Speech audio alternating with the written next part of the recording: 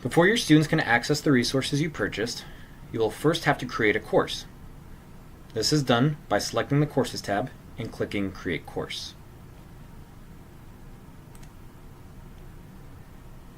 If you and your students use a school-assigned Gmail account, select the option to create a Google Apps/Google Classroom course.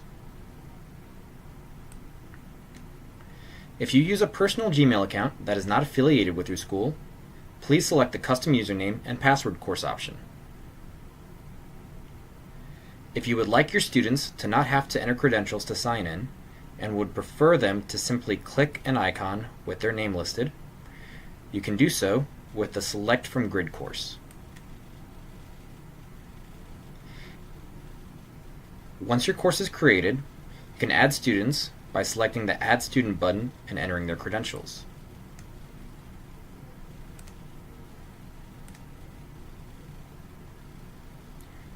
You can also upload a list of multiple students by selecting the Upload CSV option and uploading a CSV file with the listed headers.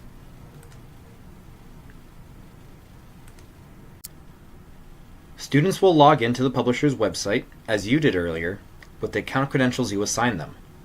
If the student has a school-assigned Gmail account and you associated that account with a student in the course, they will click the Google icon and authenticate through Google.